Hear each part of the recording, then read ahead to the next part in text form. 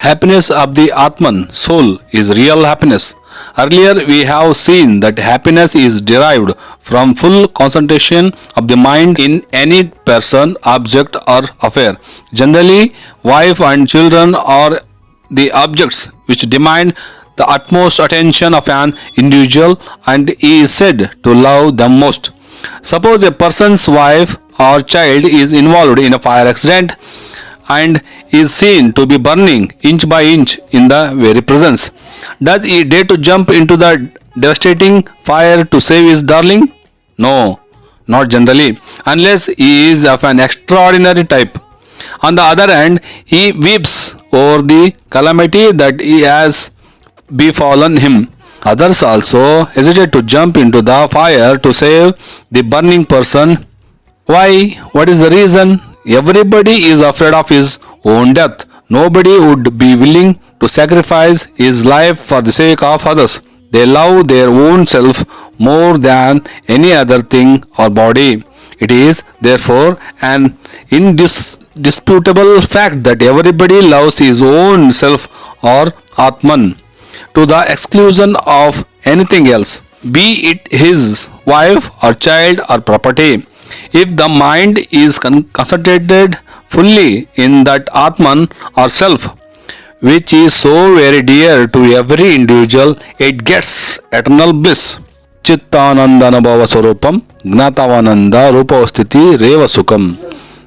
Nirvalamba Upanishad. Knowing Sachidananda by experience and living in that Ananda is happiness. As wife, children, objects and affair are all impermanent, having been created by the mind.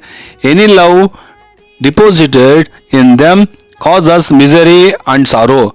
It is a matter of common experience in the world that everything that has a name and form shall die one day or the other. The bodies of the repositories of our love and affection, our wives and children are impermanent. When we consider those impermanent bodies as our wives and children, we are bound to suffer when those bodies perish. But the situation would be different if we realize that our wives and children are not like bodies that we see, but the invisible owners of those bodies. The shirt that a person wears may be worn out in course of time, but not the individual that wears it. By individual is here mean that jiva and not the body. Similar the case with our bodies.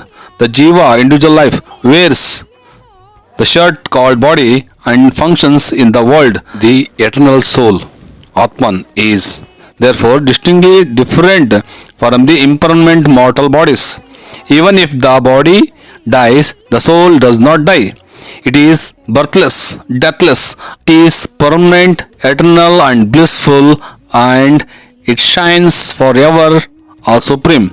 Human beings get eternal bliss when their minds are merged in such soul. It is because the jiva, life, is in the body.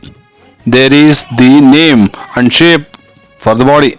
As soon as the jiva, life force, leaves the body becomes nameless and shapeless. Therefore, what has been there was the jiva and not anything else.